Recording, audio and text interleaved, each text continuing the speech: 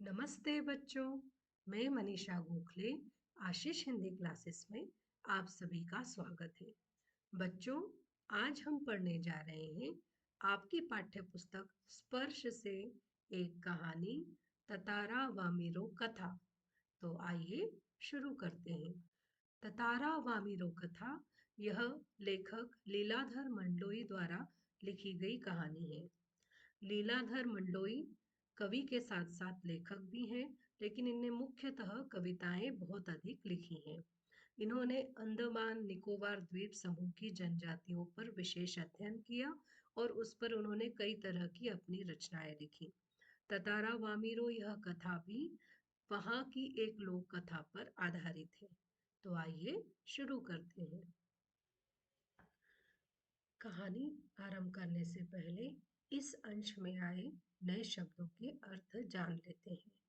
श्रृंखला, क्रमबद्ध समूह, आरंभ, शुरू, आदिम, बहुत पुरानी, विभक्त होना, अलग होना, तत्पर, तैयार, स्मरण, याद, आमंत्रित करना, बुलाना, आकर्षक, मनमोहक, आत्मीय, अपनेपन से भरा, विलक्षण, असाधारण, बयार, ठंडी हवा, विचार मग्न, ख्यालों में खोया, निहारना, देखना। इस अंश में एक मुहावरा भी आया है, सुध-बुध खोना, मतलब होश हवास में न रहना। कहानी के आरंभ में बताया गया है कि जो अंडमान द्वीप समूह के दो छोटे छोटे द्वीप हैं, लिटिल अंडमान और कार निकोबार। ऐसा माना जाता है कि एक समय में ये दोनों द्वीप एक दूसरे से जुड़े थे, जो कि अब लगभग 96 किलोमीटर दूर है। और निकोबारियों का मतलब वहाँ रहने वाले लोगों को लगता है कि इनके अलग होने की जो लोक कथा वहाँ पर प्रचलित है, जो फोक टेल वहाँ बताई जाती है, उन पर वहाँ के लोगों का पूरा विश्वास है कि यह जो द्वीप एक दूसरे से अलग हुए हैं, वह वैसे ही जो कहानी में हुआ उसी घटना के द्वारा हुए हैं। तो चलिए उस कहानी को आगे पढ़ते हैं जो लेखक हमें बता रहा है। यहाँ पर लेखक बताता है कि इस द्वीप समूह पर एक छोटा सा सुंदर सा गांव था जिसका नाम था पासा। और उस गांव में एक सुंदर और शक्तिशाली युवक रहता था। उस युवक का नाम था ततारा। सुंदर और शक्तिशाली होने के साथ ही साथ वो बहुत ही नेक और सबकी मदद करने वाला युवक था। इसलिए वहाँ के सारे लोग उसे बहुत प्रेम करते थे। केवल अपने गांव का ही नहीं, वो सारे द्वीप समूह के लोगों की मदद करता था। कोई भी उसे अगर बुलाता था तो तुरंत वो वहाँ पर उसकी मदद करने के लिए पहुंच जाता था। उसके सभ्य स्वभाव के कारण, उसके शांत स्वभाव के कारण और इस तरह सबकी मदद करने के कारण हर कोई उसके साथ रहना चाहता था। उसका आकर्षक व्यक्तित्व तो आकर्षित करता ही था लोगों को। उसकी जो पर्सनालिटी थी उससे तो लोग इम्प्रेस होते ही थे। लेकिन पर्सनालिटी के साथ साथ उसका जो बिहेवियर था, उसका जो व्यवहार था, वो भी लोगों को आकर्षित करता था। तो ततारा जो था वो पारंपरिक पोशाक, वहाँ का जो ट्रेडिशनल ड्रेस था वो हमेशा पहनता था। और उसकी कमर में एक लकड़ी की तलवार लगी रहती थी। यह जो लकड़ी की तलवार है, लकड़ी की तलवार से कोई युद्ध कर सकता है क्या? नहीं कर सकता है। लेकिन लोगों का मानना था कि ये जो लकड़ी की तलवार है उसमें कोई देवीय शक्ति है, इसमें कोई अद्भुत शक्ति है। लोगों के सामने कभी ततारा ने इस तलवार का उपयोग नहीं किया, पर लोगों को ऐसा लगता था कि वो इतने बड़े बड़े काम जो करता है, साहसिक कारनामे जो करता है, वो इस तलवार की वजह से ही करता है। तो इस तरह से उसके बारे में कई बातें इधर उधर फेमस थी कि वह उस तलवार से क्या क्या कर सकता है। लेकिन कभी उसे उस तलवार का उपयोग करते हुए किसी ने भी नहीं देखा था। तो पहले तो यहाँ पर लेखक ने हमें जो हीरो है इस कहानी का, ततारा, उसके बारे में बताया। फिर वो बताते हैं कि एक शाम को ततारा दिन भर मेहनत करके, बहुत काम करने के बाद समुद्र के किनारे घूमने जाता है। वहाँ पर जो प्रकृति की सुंदरता होती है, सुंदर सूरज ढलने वाला होता है, समुद्र की लहरें चलती रहती हैं, तो वहाँ पर वो बालू के ऊपर बैठ जाता है, जो सैंड है उसके ऊपर बैठ जाता है और प्रकृति की सुंदरता का आनंद लेता है। जो वो ऐसा बैठा हुआ रहता है तभी उसको एक मधुर गीत सुनाई देता है।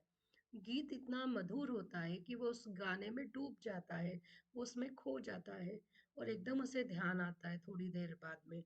तो वो सोचता है कि ये गीत कहाँ से आ रहा है। तो वो उस गीत की दिशा में, जहाँ से वो गाना सुनाई दे रहा है उसे, उस गाने की दिशा में जाने लगता है। आगे के अंश में जो हुआ वो जानने से पहले इस अंश में आए नए शब्दों के अर्थ जान लेते हैं। विकल, बेचैन, ताकना, एकटक देखना, हड़बड़ाहट, घबराहट, विनम्रता पूर्वक, आदर के साथ, विस्मित, आश्चर्यचकित, संचार होना, फैलना, संयत करना, नियंत्रित करना, बेरुखी, नाराजी, उपेक्षा, बाध्य, मजबूर, सम्मोहित, मोहित या आकर्षित होना, विनय, प्रार्थना, ढीठता, जिद्दीपन, गिड़गिड़ाना, प्रार्थना करना, विचलित, बेचैन। इस अंश में दो मुहावरे भी आए हैं। झुंझला उठना, चिढ़ जाना, एक ही राग अलापना, अपनी ही बात बार बार कहना। तो जब वह उस संगीत की दिशा में, जहाँ से वो गीत के स्वर आ रहे थे, उधर जाता है, तो वहां पर वो देखता है कि एक सुंदर सी युवती समुद्र के किनारे प्रकृति का आनंद लेते हुए अपने में ही मग्न गाना गा रही है। और वह जो गीत गा रही है वो श्रृंगार गीत है। और ततारा उसे बिना कोई आवाज किए एकटक देखता रहता है। तभी अचानक समुद्र की एक ऊंची लहर आती है, जिससे कि वह जो लड़की रहती है उसके कपड़े गीले हो जाते हैं उस लहर से, उस पानी से। और उसके कारण वो एकदम घबरा कर अपना गाना बंद कर देती है। और जैसे ही वो गाना बंद करती है, ततारा उससे विनम्रता पूर्वक, आदर पूर्वक कहता है कि तुमने यह गाना क्यों रोक दिया, गाओ ना। अपने सामने अचानक एक अजनबी लड़के को देखकर वो आश्चर्यचकित तो होती है, घबरा भी जाती है और उसकी सुंदरता से वो आकर्षित भी होती है। लेकिन तभी उसको गांव का नियम याद आता है। तो वो कहती है कि तुम कौन हो, इस तरह से मुझे घूरने और ऐसे प्रश्न करने का कारण? तुम्हें पता है ना कि अपने गांव के अलावा किसी और गांव के युवक के प्रश्नों के उत्तर मैं नहीं दे सकती हूँ। लेकिन ततारा इतना ज्यादा उसके गाने में खोया हुआ रहता है, इतना ज्यादा उससे सम्मोहित हो जाता है कि वो उस लड़की के प्रश्न का उत्तर ही नहीं देता है, बल्कि वो बार बार यही कहता है, तुमने गाना क्यों रोक दिया, तुम कितना अच्छा गा रही हो, गाओ ना। लड़की फिर से चिढ़ जाती है, बोलती है कि तुम मेरे सवाल का जवाब क्यों नहीं दे रहे हो, तुम तो इस गांव के, मतलब मेरे लपाती गांव के लगते नहीं हो, फिर तुम कहाँ से आए हो। लेकिन ततारा फिर भी वही बात दोहराता है। वो इतना ज्यादा उस गाने में सम्मोहित हो जाता है कि वो फिर से कहता है कि तुमने गाना क्यों रोक दिया, गाओ ना। इस पर वो लड़की गुस्सा हो जाती है, वो बोलती है कि ये क्या तरीका है, बजाय मुझे मेरे प्रश्न का उत्तर देने के तुम बार बार एक ही बात क्यों दोहरा रहे हो, बार बार एक ही बात रिपीट क्यों कर रहे हैं, तुम्हें क्या गांव का नियम नहीं मालूम है। यह सुनने के बाद एकदम ततारा को होश आता है और उसे अपनी गलती का एहसास होता है। वो उससे माफी मांगता है। वो माफी मांगने के बाद ये भी कहता है कि ऐसा मेरे साथ लाइफ में पहली बार हुआ है, इसके पहले मैंने इस तरह से का व्यवहार किसी के साथ नहीं किया है। मुझे तुम्हारा गाना बहुत पसंद आया, बस तुम अपना नाम बता दो। युवती उसकी बात सुनकर धीरे से बोलती है, अपना नाम बताती है कि उसका नाम वामिरो है। और फिर वहां से तेजी से दौड़कर चली जाती है।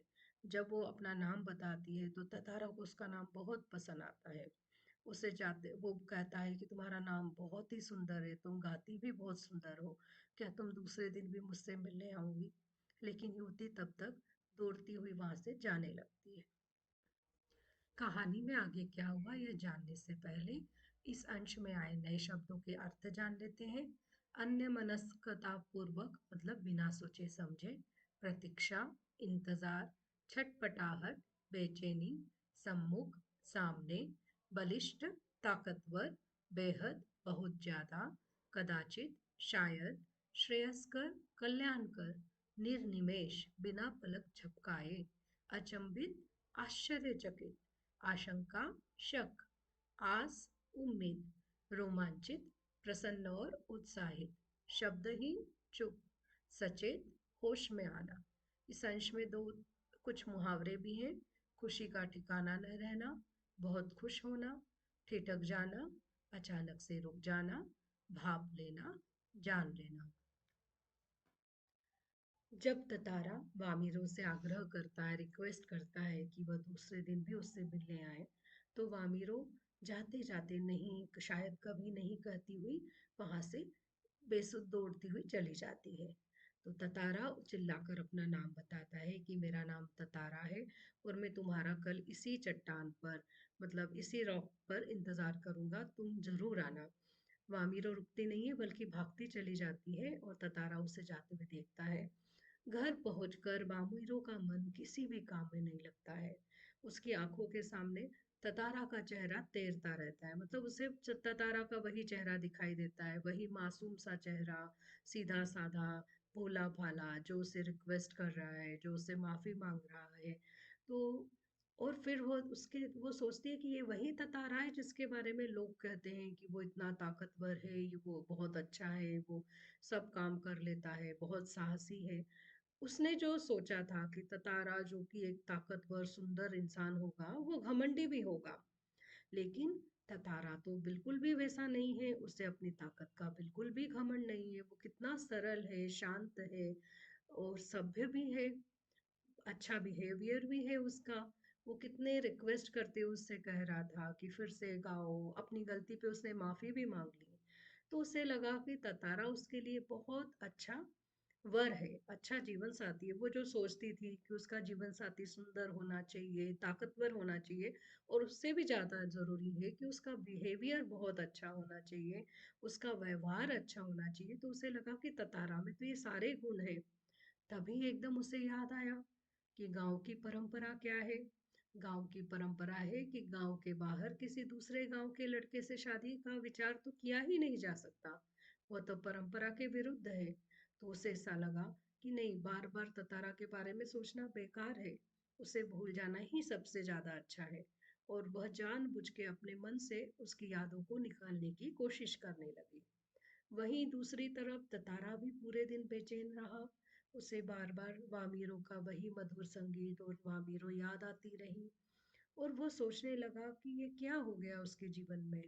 वो उससे आश्चर्यचकित भी हो रहा था और वो रोमांचित उत्साहित भी था कि कल वामीरो शायद उसे फिर से मिलेगी। फिर कभी उसको डर भी लगता था, अगर वामीरो नहीं आई तो।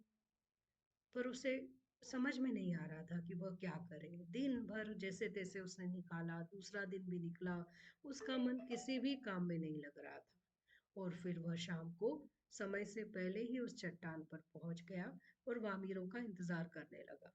इंतजार का समय भी उसको बहुत लंबा लगने लगा। उसे लगने लगा कि वो आएगी नहीं आएगी, कितनी देर हो गई है। फिर अचानक उसने देखा कि कोई व्यक्ति नारियल के झुरमुट के पीछे से आ रहा है, छुप छुप कर आ रहा है। वामिरो को देखकर वो बहुत खुश हुआ, वो वामिरो ही थी। उसे देखते ही रहा। दोनों एक दूसरे की तरफ चुपचाप देखते रहे, जैसे कि आंखों से आंखों की बातें हो रही है। समय निकलता जा रहा था, वो चुपचाप खड़े एक दूसरे को देख रहे थे। एकदम वामिरों को होश आया कि शाम हो गई है, अंधेरा बढ़ गया है, और वो घर की तरफ दौड़ गई। और इस तरह से वो रोज एक दूसरे से मिलते, बातें कुछ नहीं करते, पर एक दूसरे के प्रति प्रेम और समर्पण भाव दिन ब दिन उनका बढ़ता जा रहा था। रोज वो उसी समय उसी समुद्र के किनारे वहीं पर उस चट्टान के ऊपर मिलते। अब ये जो था उनका मिलना जुलना, वो गांव की परंपरा के विरुद्ध था, क्योंकि परंपरा तो यही कहती है कि एक गांव का लड़का दूसरे गांव की लड़की से शादी नहीं कर सकता है। लेकिन वो लोग कुछ भी नहीं सोच रहे थे, वो दोनों एक दूसरे से मिलते रहते। कहानी में आगे क्या हुआ, यह जानने से पहले इस अंश में आए नए शब्दों के अर्थ जान लेते हैं। आवश्यक, जरूरी, अडिग, डटे रहना, नियमतः, नियम के अनुसार, अफवाहें, झूठी बातें, आयोजन, इंतजाम, हष्ट पुष्ट, हट्टे कट्टे, प्रदर्शन, दिखाना, व्याकुल, परेशान, चेष्टा, कोशिश, विह्वल, दुखी, किंग कर्तव्य विमूढ़, असमंजस में पड़ना, असहनीय, जो सहा न जा सके, निषेध, मनाही, शोभ, गुस्सा, रोष, खीज, चिढ़, अनायास, अचानक, शमन, शांत, भयाकुल, डर से घबराए हुए, दुर्भाग्यवश, बदकिस्मती, विभक्त, अलग, छटपटाने, तड़पने। इस अंश में एक मुहावरा भी आया है, आग बबूला होना, बहुत गुस्सा होना। तो ततारा और वामिरो दोनों एक दूसरे से रोज मिलने लगे। ततारा जो कि पासा गांव का था और वामिरो जो कि लपाती गांव की थी, और गांव के नियम के अनुसार अलग अलग गांव के लड़के और लड़की का विवाह नहीं हो सकता, यह जानते हुए भी वे दोनों रोज मिल रहे थे। जब लोगों को इसके बारे में पता चला तो उन्होंने, मतलब उनके दोस्तों ने, उनके पहचान वालों ने उन्हें समझाने का प्रयत्न किया कि तुम क्यों उस दूसरे गांव के लड़के से या लड़की से मिलने जाती हो, तुम्हें मालूम तो है गांव का नियम। लेकिन फिर भी वे रोज एक दूसरे से मिलते रहे। अब लोग फिर उनके बारे में तरह तरह की झूठी बातें करने लगे। फिर क्या हुआ, पासा गांव में पशु पर्व का आयोजन हुआ।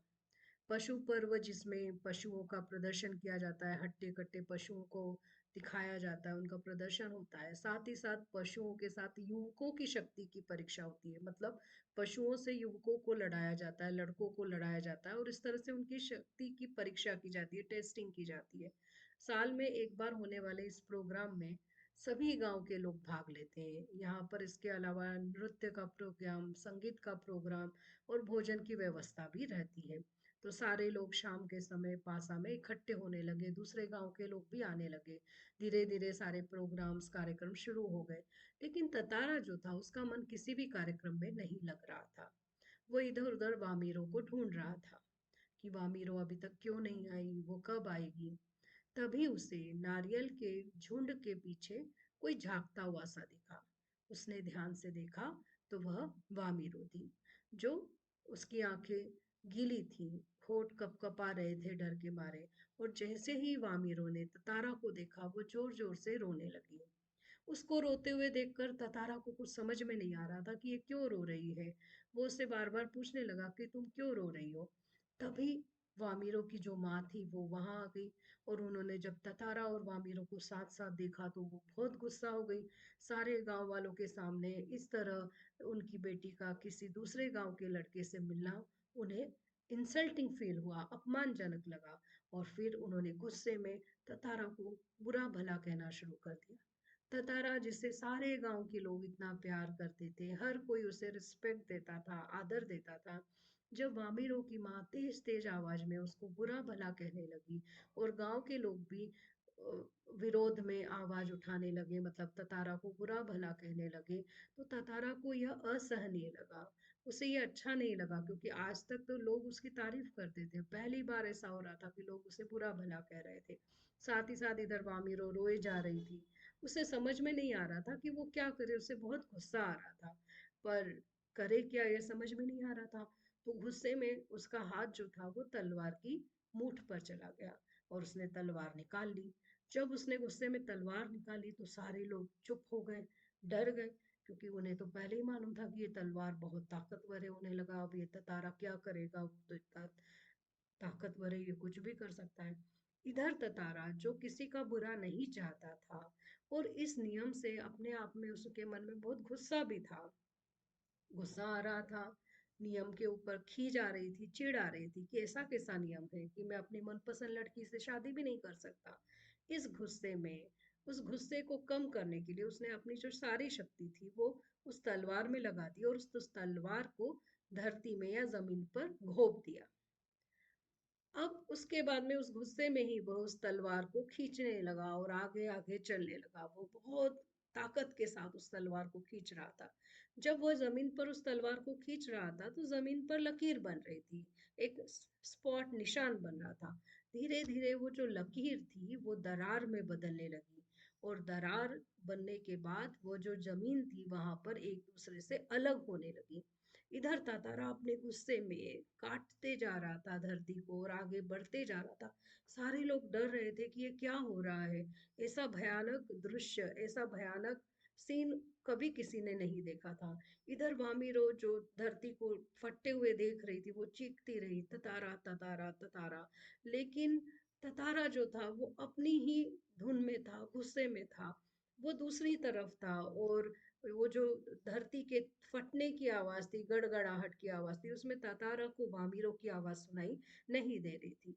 और इस तरह से धीरे धीरे द्वीप जो था, वो जो द्वीप था वो दो टुकड़ों में बट गया। और उसके एक तरफ ततारा खड़ा हुआ था, और दूसरी तरफ बामिरो, जो कि दौड़ते दौड़ते ततारा को आवाज दे रही थी, चिल्ला रही थी। कहानी में आगे क्या हुआ यह जानने से पहले इस अंश में आए नए शब्दों के अर्थ जान लेते हैं। छटपटाना, तड़पना, थामना, पकड़ना, लहूलुहान, खून से भरा, अचेत, बेहोश, भूखंड, भूमि का टुकड़ा, विलग, अलग, वैवाहिक, विवाह से संबंधित। इस अंश में एक मुहावरा भी आया है, सुराग ना मिलना, पता ना मिलना। तो जब ततारा अपने गुस्से में उस तलवार से जमीन को काटे जा रहा था, तो एकदम उसे होश आया और उसने देखा कि जो तलवार से उसने काटा है वह तो हिस्सा जमीन से एकदम अलग हो गया है, और वह जो हिस्सा है, वह जो द्वीप है, वो धीरे धीरे समुद्र में डूबने लग रहा है। तो वह घबरा गया और उसने छलांग मारकर दूसरे सिरे को पकड़ने की कोशिश की, लेकिन उसकी पकड़ धीरे धीरे ढीली हो गई और वह नीचे की तरफ फिसलने लगा। वह लगातार समुद्र की तरफ फिसल रहा था और उसके मुंह से सिर्फ एक ही चीख बार बार उठ रही थी, वामिरो वामिरो वामिरो। भी ततारा ततारा पुकार रही थी। ततारा जो पूरा चोट लग गई थी उसके शरीर को, वो लहूलुहान हो गया था, वो धीरे धीरे बेहोश हो गया और गिरकर जो दूसरा भाग था उस पर गिर गया। और वहां से वो पानी के साथ बहता हुआ कहाँ चला गया, उसका किसी को भी कोई पता नहीं। इधर वामिरो, जिसने ततारा को इस तरह डूबते हुए देखा, वो पागल सी हो गई। वो अब हर समय ततारा को ढूंढती रहती है, हर जगह पर जाती और घंटों बैठी रहती। उसने खाना पीना छोड़ दिया, परिवार से वो एकदम अलग हो गई, और धीरे धीरे ततारा को ढूंढते ढूंढते वो खुद भी खो गई, और उसके बारे में लोगों को कुछ भी पता नहीं चला। इस तरह से ततारा और वामिरो दोनों ने ही अपना जीवन समाप्त कर दिया। लेकिन इस बात का बहुत गहरा प्रभाव वहां के लोगों पर पड़ा। उन्हें बहुत दुख हुआ कि एक परंपरा के कारण दो जवान, सुंदर, अच्छे लड़के और लड़कियों की मृत्यु हो गई। इस बात का उन्हें दुख तो हुआ, पछतावा भी हुआ। और तब से वहां के लोगों ने इस परंपरा को तोड़ दिया, उसे बदल दिया। उन्होंने परंपरा को बदल कर क्या कर दिया कि अब एक गांव के लोग दूसरे गांव के लोगों से शादी कर सकते हैं। और उनके त्याग को उन्होंने याद भी किया। चाहते तो वो दोनों लोगों से लड़कर झगड़कर शादी भी कर सकते थे, लेकिन उन दोनों ने परंपरा का सम्मान भी किया, लेकिन अपनी जान गंवा बैठे। तो यहाँ पर लोगों को इस बात का दुख हुआ कि एक छोटी सी परंपरा के कारण दो अमूल्य जानें चली गई। तो इस कहानी से एक हमें यह शिक्षा यह भी मिलती है कि परंपरा जो बनाई जाती है, नियम जो बनाए जाते हैं, वह समाज को बेहतर बनाने के लिए बनाए जाते हैं। समय के अनुसार वो परंपराएं रहती हैं कि उस समय में क्या जरूरी है, क्या अच्छा है, यह सोचकर वे नियम बनाए जाते हैं। पर धीरे धीरे जब समय बदलता है, तो ये परंपराएं पुरानी होती जाती है और कई बार समाज के लिए उपयोगी भी नहीं होती हैं। और इससे अगर समाज में किसी मनुष्य की जान जाती हो, किसी मनुष्य को तकलीफ होती है, तो यह आवश्यक होता है कि उस परंपरा को बदल दिया जाए। और ततारा वामिरो कथा से भी हमें यही प्रेरणा मिलती है कि जब अगर कोई परंपरा लोगों के जीवन पर भारी पड़ जाए, तो उस परंपरा को बदल देना ही ठीक है। और निकोबारियों ने भी वही किया। उन लोगों की मृत्यु का उन्हें बहुत दुख हुआ, पछतावा हुआ, और उन्होंने अपनी परंपरा को बदल दिया।